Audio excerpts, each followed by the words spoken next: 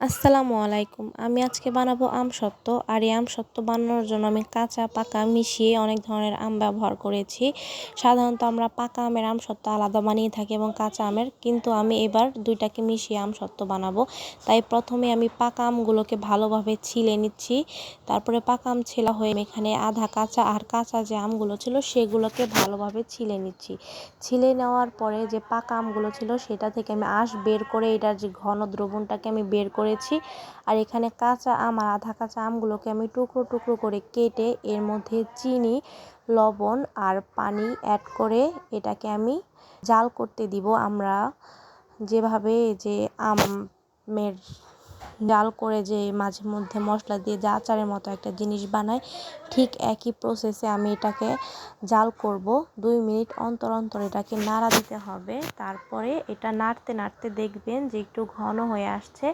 তারপরে যখন এটা ঘন হয়ে আসবে এর মধ্যে যে ডাল ঘুটনি আছে সেই ডাল ঘুটনি দিয়ে ভালোভাবে ঘুটতে হবে।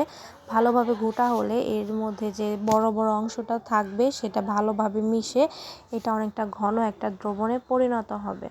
তারপরে আমার এই ঘন দ্রবণটা তৈরি করা হয়ে গেলে আমি এটাকে আস্তে আস্তে ঠান্ডা হতে দিব। আমার দেখুন ঘন দ্রবণটা একদম তৈরি করা হয়ে গেছে। এর মধ্যে এখন বলক উঠছে, বলক ওঠা শেষ হয়ে যে আমি এখন ঠান্ডা করতে দিয়েছি। ঠান্ডা করা হয়ে গেলে আমি এইখানে যে 5 ফোড়নের যে আচারের মশলাটা সেটাকে আমি ব্যবহার করব। এই যে দেখুন আমি একদম ভালোভাবে দেখিয়ে দিচ্ছি। এই 5 ফোড়নের মশলাটাকে আমি এখন গরম একটা পাতিলে নিয়ে ভালোভাবে ভেজে নেব, যে পর্যন্ত এটার রং বাদামি না হয়ে আসে এবং এটা থেকে সুঘ্রাণ না বের হয়।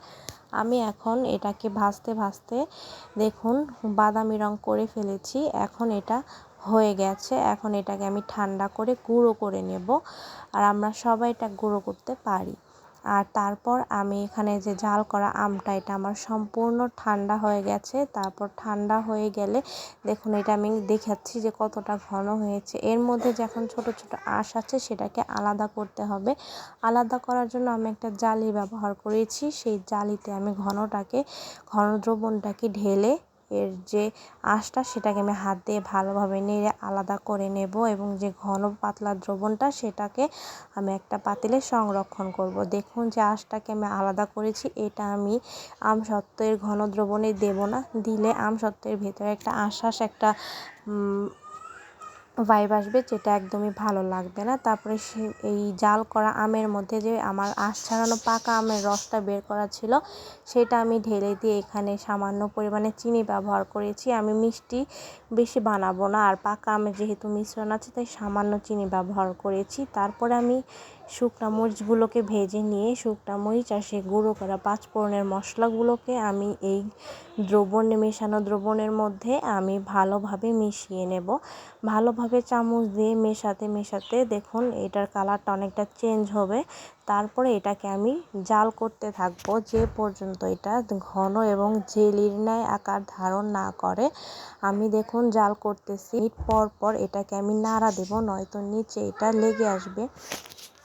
আর ভালোভাবে ঘুরতে হবে, এটাকে নাড়তে হবে। পারলে আপনারা ডাল ঘুটনি দিয়েও ঘুরতে পারেন। তারপরে দেখুন আস্তে আস্তে এটার দ্রবণটা কতটা ঘন হয়ে আসছে, এটা আরও ঘন হবে।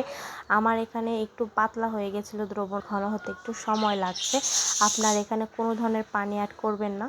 আর এই যে আমার এদিকে দ্রবণটা তৈরি হয়ে গেছে একদম জেলির মতো। তারপরে আমি এখানে একটা বোলের মধ্যে ডালার মধ্যে সরিষার তেল দিয়ে হালকা করে মাখিয়ে নেব, যাতে আমসত্ত্বটা শুকানোর পর তাড়াতাড়ি উঠতে পারে।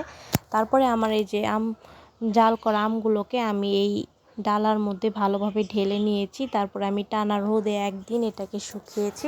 তারপরে দেখুন আমি এটাকে চাকু দিয়ে কাটছি, আর কেটে এটাকে আমি ভালোভাবে একটা বাটিতে সংরক্ষণ করব। দেখুন কতটা সুন্দর এসেছে কাঁচা আমের আর পাকা আমের মিশ্রণে আমসত্ত্ব।